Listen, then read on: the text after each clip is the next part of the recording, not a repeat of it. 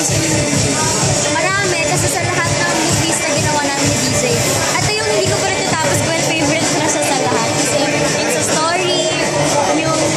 sa story, super ganda na ginawa nilang story. Kasi si Miss Carmi yung writer, and of course, Direk Cathy. So, as in, binantayan nila kami sa movie na to. Kaya, exciting. Anong pattern yung makikita dito? Anong pattern? Iba siya talaga. As in, malayo siya sa God to Believe, malayo sa lahat ng nagawa ko. Kasi, very particular kami dun sa mga pag-article, like yung sa mata, yung sa paghinga, as in lahat yun, iniiba namin. May pressure ka ba na naman ka? Kasi diba, sa mga projects yung DJ, sobrang supportado talaga yung mga fans. Siyempre naman, nandun pa rin yung pressure, pero ngayon parang na-excite ako na mapanood nila yung ginawa naming movie kasi alam ko yung movie, hindi lang siya yung typical love story mo na napapanood. It's very different po. Kaya masaya ako sa project, so masaya ako napapakita yun sa mga tao. Box office sa TV, in-expect mo ba? I mean, you're expecting for a massive sa movie naman. Huwag mag-expect! Ayaw ko mag-expect. Basta alam ko na maganda yung material namin. Gagawin namin lahat to give you the best movie. Sa reaction mo, yung Katniel, parang naiinip na yata sila na makita ka ulit sa TV and sila niya. Konting test na lang, malapit na po. Pero mauna nila muna mapapanood kami ni DJ ito sa movie. So binibilisan na namin. Pati si Mami Min, nakikiusap na maging pasensyoso ang mga fans. Oo, ano naman sila, na-excite lang siguro. And masaya naman kami kasi naramdaman namin na excited na sila. Pwede ka na ba magbigay ng hint kung ano yung next television series na malagay? Wala. Basta soon po after the movie. Hindi ko pa alam kung ano yun. How do you describe si DJ as a gangster dito sa movie na? Diba yung pag binasa mo yung book kasi diba typically gangster, ganyan. Pero dito, si DJ, basta ibang DJ yung makita niya sa pagka-gangster. Hindi lang sa bad boy basta-basta kasi diba nag-grip din siya and iba rin si DJ dito sa movie. So nag-grow rin siya. Kaya ano pakilala kasi kung tayo naipakita na ni DJ yung bagong... Ano, sorry po?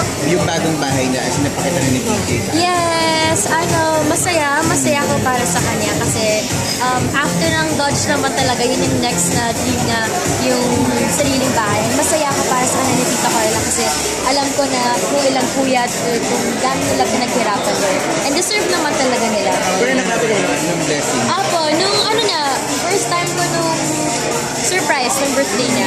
So, doon ko nakita. Tapos tinuro niya kami. Tapos, super excited sa pakita. So, alam mo yun, masaya ako kasi naramdaman ko na masaya. Pero ng blessing, hindi ka naka... Nasa shoot kasi kami noon. So, nauna siya i-release. Tapos ako rin-shoot muna. Tapos, hindi na ako nakahabol kasi too late na. Pero siguro, mag-schedule na lang kami na yung kasama yung mga friends, ganun. Nagkaroon daw kayo ng tampuhan dahil doon nung hindi ka nakapunta sa blessing. Hindi! Kasi sinabi ko rin naman hindi ako makakasunod. Tapos alam niya nag-shoot pa kami. So, walang magawa. Ang tenor ka ni DJ dun sa bahay niya, ano yung favorite part ng bahay niya? Nagustuhan mo? Favorite ko, siguro, yung yung gagawin nilang parang area na, di ba may courts na, tapos lalagyan nila yun ng mga pang-billiards daw. As in yung mga puro panglaruhan. So, dun ako na-excite sa gagawin nila na yun. Para magkakaroon nila ng mga, dun kami pwedeng mag-relax, yung mag-bond talaga. And ano ba yung favorite ko? Siguro nagagandahan ko yung door niya sa kwarto. Nakita niyo ba yung door niya?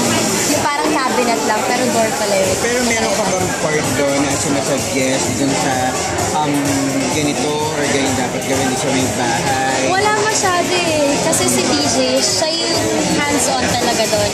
As in dun sa mga design, sa mga kwarto niya, siya yung nag-decide doon. So syempre kwarto na yun, so naman talaga yung mag-design na. How do you describe yung part ni DJ? Very panglalaki, no? Yung kwarto niya. Yung alam mo yung trip ng mga lalaki na relax lang, tapos may theater sila doon, andun na lahat. So, masaya ako para sa kanya. How true na parang nangyayari, apektado ka daw sa pag-believe na naman kay Daniel, kay Julia. How true na naapektuhan ka din sa pag-believe kay Daniel, kay Julia. Dahil na rin sa commercial. Sa commercial lang naman yun. And wala naman naging problema doon. Pero buti kayo, no? Kumbaga parang yung secret nyo kasi kung paano nyo na na may maintain yung chemistry nyo, yung love team nyo ni may secret ba? Yun si Siguro, DJ. ano lang kami, very natural siguro, or siguro kasi, maganda rin kasi yung relationship namin dalawa. Alam mo yun, yung friendship namin, sobrang tibay na. Kaya, alam mo yun, yung comfortable na kami sa isa't isa. Kaya, yung trabaho mas madali kasi mas kilala ko siya. Alam ko yung gusto na yung ayaw niya. Mas matindi ba ngayon yung trust mo sa isa't isa? Ando naman talaga yung trust ko kay DJ ever since. Kasi naman, na-earn naman yan. Thank you, Kai. Naku, naghihintay ka pala. Kaya naman. Dito, pila-pila.